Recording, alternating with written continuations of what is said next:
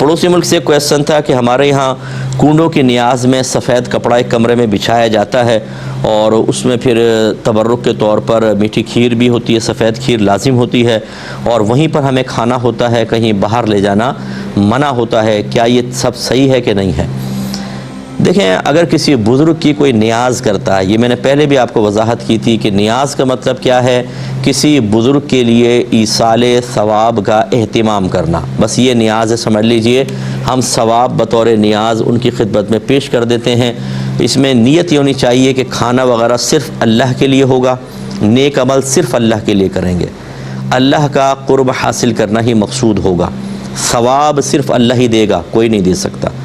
اور جو ثواب حاصل ہوگا ہم حسن ظن ہیں، ہم دعا کریں گے اللہ تعالیٰ فلاں بزرگ کو اس کا ثواب پہنچ جائے، بس ایصال ثواب کرنا مقصود ہوتا ہے۔ اگر کوئی نیاز سے یہ ارادہ کرے کہ بزرگ مجھ سے راضی ہو جائیں، ان کا قرب مجھے حاصل ہو جائے، یہ مجھے ثواب دیں گے، یہ راضی ہو کر میری مغفرت کر دیں گے معاذ اللہ، تو یہ پھر کفر و شرک کی طرف چیز لے چلی جائے گی۔ تو لہذا کنڈوں کی نیاز مشہور ہے کہ امام جعفر صادق رضی اللہ تعالیٰ عنہ کے ایصال ثواب کے لیے کی جاتی ہے، اتنا تک تو یہ گنجائش نکل سکتی تھی۔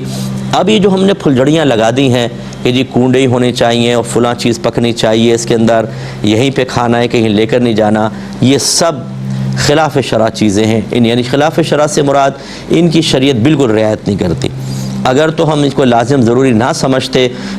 تو شاید گنجائش نکل جاتی، لیکن بعض لوگ اس کو لازم و ضروری سمجھتے ہیں۔ عورتیں آئیں گی، ارے آپ نے کنڈوں کی نیاز باہر کر دی، یہ باہر نہیں جاتی ہے، ایک جگہ رکھی جاتی ہے، اس میں یہ چیزیں پکتی ہیں۔ اچھا، دوسری کہتی ہے اوہو اتنی گہری معرفت کی باتیں آج تک ہمیں تو پتہ نہیں چلی تھیں، جزاک اللہ خیرہ۔ اللہ تعالیٰ کیا فرما رہا ہے چھوڑ دو، رسول کیا فرمائے کوئی جاننے کی ضرورت نہیں، قرآن کو ہٹاؤ، حدیث کو ہٹاؤ،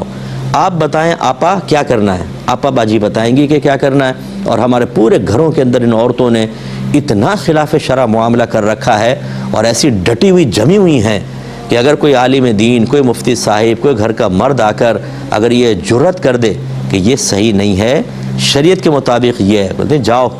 ہم وہی کریں گے جو ہم نے اپنے بڑوں کو کرتا دیکھا ہے۔ اور ابھی میں نے ایک سوال کے جواب میں، پہلے سوال کے جواب میں کہا یہ آپ اپنے بڑوں کے ساتھ اچھا نہیں کر رہے، اگر وہ آج زندہ کر دیے جائے نا تو ہاتھ جوڑ کر وہ کہیں گے خدا کے واسطے جو ہم نے غلط رسومات گھر میں جاری کر کے اپنی قبر کے اندر وبال بھگت رہے ہیں اور وبال ہم نے جمع کیا، اس کو ختم کر دو، ہم پر رحم کرو۔ لیکن یہ لوگ رحم کرنے کے لیے تیار نہیں، اور معاذ اللہ ثم معاذ اللہ اگر میں یوں کہوں کہ یہ ہماری جہالتوں کا ایک وبال، ایک سزا اللہ نے مقرر کی ہے تو یہ بے جا نہیں ہوگی۔ یہ بڑے بوڑھے جو ہوتے ہیں بعض اوقات یہ بھی کسی کی نہیں سنتے، جب پیار محبت ادب سے کہیں تو کہتے ہیں ارے تم کل کے بچے ہمیں سمجھاؤ گے، ہم نے اپنے بڑوں کو کرتا دیکھا ہے، پھر اپنے لیے گناہ جاریہ کر کے غلط کام کر کے قبر میں جا کے اب لرز رہے ہوتے ہیں، کانپ رہے ہوتے ہیں، تو یہ خود اپنے لیے آپ نے وبال جمع کیا ہے۔ اللہ تعالیٰ سمجھنے کی توفیق عطا فرمائے۔